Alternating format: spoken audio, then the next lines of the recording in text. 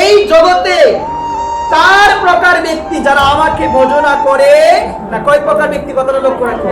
এই জগতে চারজন রয়েছে, মানে চার প্রকারের ব্যক্তি রয়েছে যারা কখনো আমাকে ডাকে না, যারা কখনো আমার কথা শুনে না, যারা কখনো আমার নাম গুণকীর্তন করে না। একবার প্রেম এই চার প্রকার ব্যক্তির মধ্যে প্রথম হলো মূর্খ, মানে মুরা নমাম দুষ্কৃতি নমুরা।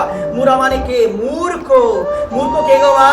যার অক্ষর জ্ঞান নাই, আমরা বলি সে হলো মূর্খ। কিন্তু শাস্ত্র বলছেন তোমার অনেক অনেক জ্ঞান রয়েছে, কিন্তু গীতা সম্বন্ধে তোমার কোনো জ্ঞান নাই, ভাগবত সম্বন্ধে কোনো তোমার জ্ঞান নাই, ভগবত ভক্তি সম্বন্ধে বিন্দু পরিমাণ তুমি কোনো কিছু জানো না। শাস্ত্র বলছেন লক্ষ কোটি জ্ঞান থাকলেও তুমি হলে মূর্খ। একবার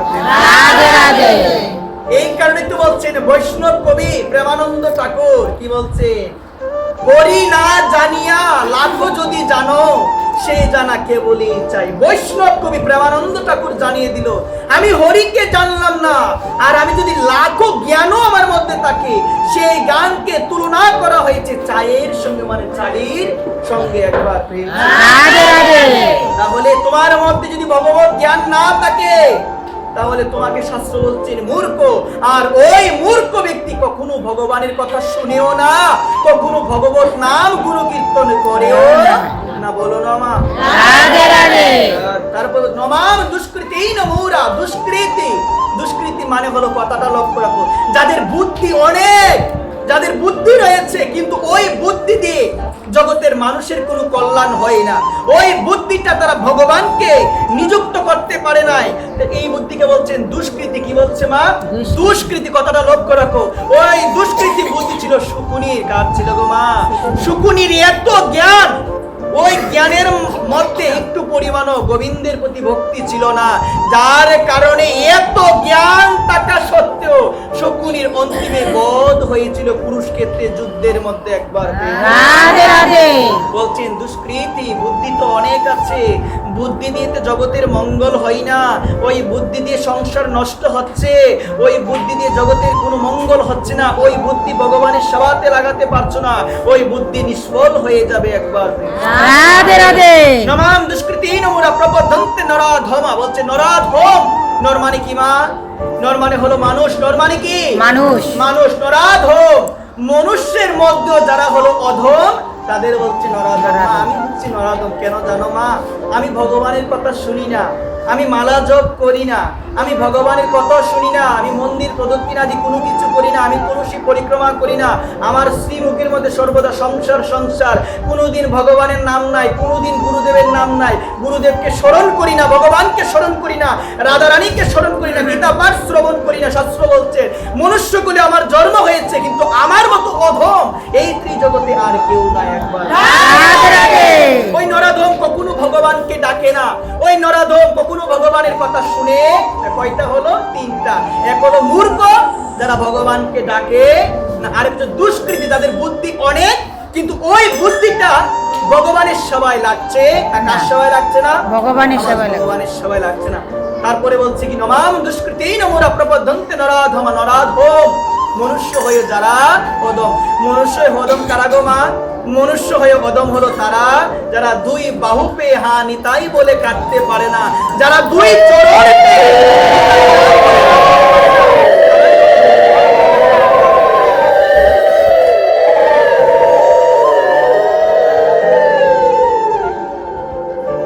তারপরে বলছেন মায়া অপরিত জ্ঞানা।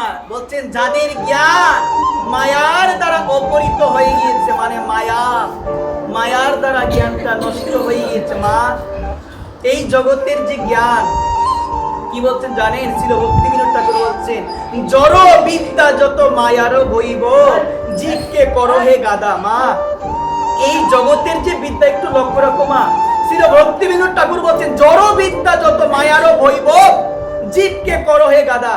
এই জগতের জ্ঞান আমাদেরকে গাধা করছে, আমাদেরকে প্রকৃতপক্ষে শিক্ষিত করে তুলতে পারছে না। কেন জানেন? ওই জ্ঞানটা মায়ার দ্বারা ঢেকে আছে। আর কোন জ্ঞানটা মায়ার দ্বারা ঢেকে নাই?